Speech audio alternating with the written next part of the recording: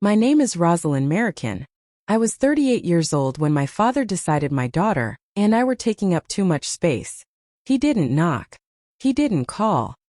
He didn't ask how work was going, or whether I'd finally slept through the night, or how my daughter's third-grade conference had gone.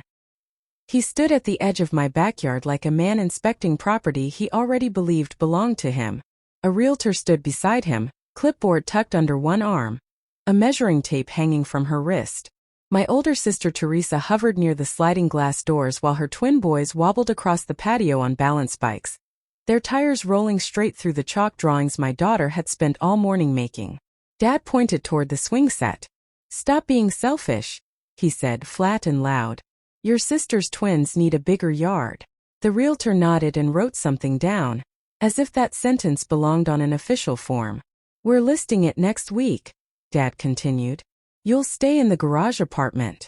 My brother-in-law Kevin laughed. Not awkwardly, not nervously, but like a man hearing good news. "Finally," he said, scanning the yard. "A real house for real family." I smiled. Not warmly, not kindly, just enough to keep the moment from exploding. "Got it," I said. That smile was muscle memory. It was survival. My daughter Eliza stood on the back step clutching a paper snowflake she'd cut for the kitchen window. Dried glue dotted her fingers. She didn't cry. That was what broke me. Instead, she folded the snowflake carefully in half and pressed it to her chest, like she was trying to make herself smaller, like she was the thing taking up too much room. I wanted to scream. I wanted to tell them to get out of my yard, out of my life, out of my child's sense of safety. But my family had trained me early, to be calm, to fix things, to never make scenes. So I smiled again. Dad looked satisfied. Kevin smirked. "So Thursday for photos?" the realtor asked. "Thursday works," Dad said, answering for me. Eliza glanced up at me then, quick and careful, like a bird checking the sky for danger. "Go get your shoes, Ellie," I said softly. She nodded and went inside without a sound.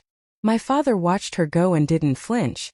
That was the injustice, standing in daylight while my child was quietly erased. I was an engineer. Long hours. Steady pay. The kind of job people assume means you're fine. I was also a widow. 2 years earlier, my husband died in a car accident on a rainy highway. No goodbye. No warning. Just gone. After that, Eliza and I were all each other had. She was adopted, something my parents liked to forget. They never said it outright, but they treated her like she was temporary. Family photos where she was asked to take the picture. Birthdays with generic cards while the twins tore through piles of gifts. My mother called her that sweet little girl. My father liked to say, "She's lucky you took her in." And the worst part? I kept showing up anyway. Because I was also the family wallet.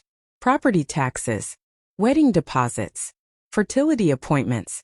Credit cards. Contractor fees. By summer, I did the math and realized I'd given over $20,000 in less than a year. And still, my daughter was treated like a guest who'd overstayed her welcome. So when my father stood in my backyard with a realtor, assigning me to the garage apartment like a punishment, it wasn't random. It was the end of a pattern. The house wasn't even his.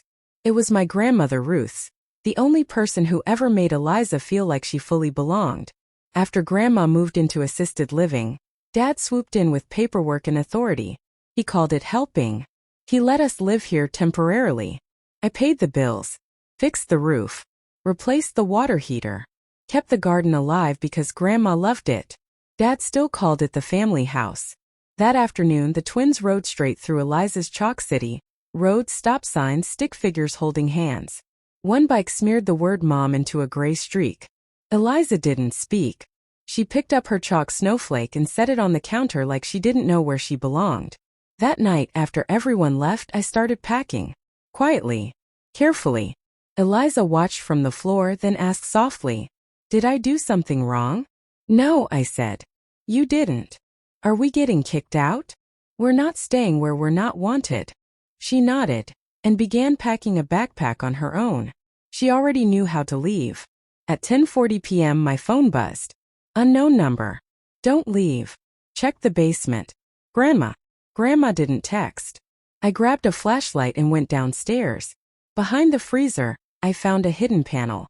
Inside, a lockbox. An envelope. My name written across the front in Grandma's handwriting. Inside were trust documents, a deed transfer already filed, and bank records showing withdrawals that didn't match her care. Dad had been stealing from her. The urgency made sense now. The next morning I called the attorney. The house wasn't for sale. I was the trustee. I cut off the money. When my family showed up furious, I didn't argue. I locked the door. Eliza stood beside me, gripping my shirt. "Are we okay?" she asked. "We are," I said. And for the first time in my life I meant it. The silence that followed was a gift. No apologies. No invitations. Just peace. Eliza taped her drawings back on the fridge, painted a birdhouse in the yard, planted a maple tree and said, "This one stays." By Christmas she drew our house, 3 figures holding hands. She didn't ask permission to hang it. That was the ending. Not revenge. Not winning. Just my child standing in her own home, knowing she never had to earn her place again.